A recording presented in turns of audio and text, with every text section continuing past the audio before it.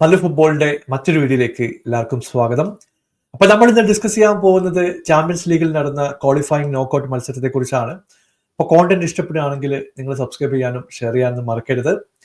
AC Milan champions ലീഗിൽ നിന്നും പുറത്തേക്ക് പോയിട്ടുണ്ട്. ഒരു golden opportunity AC Milan miss ചെയ്തു എന്ന് പറഞ്ഞാൽ മതി. കാരണം ഒന്നാം മിനിറ്റിൽ തന്നെ ഒരു ഗോൾ സ്കോർ ചെയ്യുന്നു. ഒഫൻസീവ്ലി അവർ ഡോമിനേറ്റ് ചെയ്തിട്ടുള്ള ഒരു മത്സരമാണ്. പക്ഷേ ഇൻഡിവിജ്വൽ എറേഴ്സ്, റെഡ് കാർഡുമാണ് AC മിലാനെ പിറകുന്ന് വലിച്ചതെന്ന് പറയേണ്ടി വരും. കളി തുടങ്ങി ഒന്നാം മിനിറ്റിൽ തന്നെ റൈറ്റ് വിംഗിൽ നിന്ന് ഒരു കോർണറുള്ള ചാൻസ് AC മിലാന് കിട്ടി. അവർ ഷോർട്ട് കോർണർ എടുത്ത് പൊളിച്ചിച്ച് ഫാർ പോസ്റ്റിലേക്ക് ഒരു ബ്രില്യൻ്റ് ആയിട്ടുള്ള ക്രോസ് ഇടുന്നു. തിയോ ഈ ഫാർ പോസ്റ്റിൽ നിന്ന് ഹെഡറിലൂടെ ഇത് 18 യാർഡ് ബോക്സിലേക്ക് എത്തിക്കുകയാണ്. അവിടെ വെച്ച് ജിംനേസിന്റെ വളരെ കൃത്യമായിട്ടുള്ള ഒരു ഗൈഡഡ് ഹെഡർ 1-0 ലീഡിലേക്ക് AC മിലാനെ കൊണ്ടുവരികയാണ്. ഇത് മുതലാക്കാൻ മിലാന് കഴിയാതെ പോയി. പിന്നീട് 3-4 പെർഫോമൻസുകളെ പറ്റി എടുത്തു പറയേണ്ടതുണ്ട്. പൊളിസിച്ചിന്റെ പെർഫോമൻസ് കിടിലായിരുന്നു. ജിംനേസ് നല്ല രീതിയിൽ തന്നെ കോൺട്രിബ്യൂട്ട് ചെയ്തു. ലെഫ്റ്റ് വിങ്ങിൽ റാഫേൽ ലിയോ നന്നായിട്ട് തന്നെ കളിച്ചു. പക്ഷേ ഇവരെയൊക്കെ ലെറ്റ് ഡൗൺ ചെയ്യുന്ന ഒരു പെർഫോമൻസ് ആണ് തിയോ ഹെർണാണ്ടസിന്റെ സൈഡ് നമ്മൾ കണ്ടത്. ഫസ്റ്റ് ഹാഫിൽ അനാവശ്യമായിട്ട് പുള്ളി ഒരു യെല്ലോ കാർഡ് വാങ്ങിക്കൂട്ടുന്നു. നമ്മൾ സാധാരണ ഷർട്ട് പുള്ളൊക്കെ എല്ലാ കളികളും കാണുന്നതാണ്. ഷർട്ട് പുള്ളി ചെയ്യുന്നു, യെല്ലോ കാർഡ് കിട്ടുന്നു, പരിപാടി അവിടെ തീരുന്നു. പക്ഷേ പുള്ളി ഒരു 10 സെക്കൻഡ് ഒരാളെ പിടിച്ച് വലിച്ച് താഴെയിടുന്നു. അത് റെഫറിയുടെ തൊട്ട് മുമ്പ് നിന്നാണ് ഈ ഇൻസിഡന്റ്. പുള്ളി നല്ല രീതിയിൽ തന്നെ തിയോ ഹെർണാണ്ടസിനെ ആ സമയത്ത് നോട്ടീസ് ചെയ്തിട്ടുണ്ടായിരുന്നു. സെക്കൻഡ് ഹാഫ് തുടങ്ങി 1-2 ചാൻസുകൾ AC മിലാൻ ക്രിയേറ്റ് ചെയ്തു. അപ്പോഴാണ് ഒഫൻസീവ്ലി 18 യാർഡ് ബോക്സിലേക്ക് വന്നിട്ടുള്ള ഒരു പന്ത് പെനാൽറ്റിക്ക് വേണ്ടി തിയോ ഹെർണാണ്ടസ് അനാവശ്യമായിട്ട് ഡൈവ് ചെയ്യുന്നത്.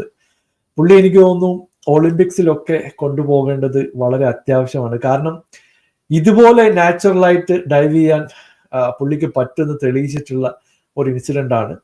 തൊട്ടു പിറകിലാണ് റഫറി നിൽക്കുന്നത്. പുള്ളി വളരെ വ്യക്തമായിട്ട് കാര്യങ്ങൾ കണ്ടു. സെക്കൻഡ് യെല്ലോ കിട്ടി, ഹെർണാണ്ടസിന്റെ പുറത്തേക്ക് പോകേണ്ടി വന്നു. അതോടുകൂടി കളി ആകെ മാറി മറിഞ്ഞു എന്ന് പറയേണ്ടി വരും. പിന്നീട് പ്രഷർ AC മിലാന്റെ മുകളിലായി. 10 പേരെ വെച്ച് കൂടുതൽ ചാൻസുകളൊന്നും അവർ ക്രിയേറ്റ് ചെയ്തിട്ടില്ല. ഈ അവസരം മുതലാക്കിക്കൊണ്ട് ഒരു സ്ട്രൈക്കറെ ഇൻട്രൊഡ്യൂസ് ചെയ്യാൻ ഫെനൂദ് തീരുമാനിച്ചു. അങ്ങനെ കരൻസ സബ്സ്റ്റിറ്റ്യൂഷനിലൂടെ ടീമിലേക്ക് എത്തുകയും ചെയ്തു. ആ പ്ലാൻ നല്ല രീതിയിൽ തന്നെ വർക്കൗട്ടായി. അധികം വൈകാതെ ലെഫ്റ്റ് വിങ്ങിൽ നിന്ന് ഒരു കിഡിലം ക്രോസ് ബുവന പോസ്റ്റിലേക്ക് ഇട്ടുകൊടുത്തു. 2 പേര് കരൻസ്കയെ ട്രാക്ക് ചെയ്യുന്നുണ്ട്, പക്ഷെ അവർക്കൊന്നും ചെയ്യാൻ പറ്റിയില്ല. ബ്രില്യൻ്റ് ആയിട്ടുള്ള ഒരു ഹെഡറോടെ 1-1 ഫാനോദ് കളിയിലേക്ക് തിരിച്ചു വരികയും ചെയ്തു. ഫസ്റ്റ് ലെഗിൽ കിട്ടിയിട്ടുള്ള ആ ഒരു ഗോളിന്റെ അഡ്വാൻറ്റേജ് അതോടുകൂടി ഫാനോദിന് ഒരു അനുഗ്രഹമായിട്ട് മാറി എന്ന് പറയേണ്ടി വരും. പിന്നീട് 1-2 ചാൻസുകൾ AC മിലാൻ ക്രിയേറ്റ് ചെയ്തു. അൺഫോർച്ചുനേറ്റ്ലി അവർക്കത് കൺവേർട്ട് ചെയ്യാൻ പറ്റിയില്ല. കളി അവസാനിക്കുമ്പോൾ 2-1 അഗ്രിഗേറ്റ് ലീഡോടെ ഫാനോദ് നെക്സ്റ്റ് റൗണ്ടിലേക്ക് എത്തുകയും ചെയ്തു.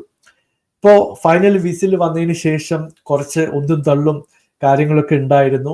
അപ്പോൾ റെയ്ഡിന് ഒരു റെഡ് കാർഡ് കിട്ടി, പുറത്തേക്ക് പോകേണ്ടി വന്നു.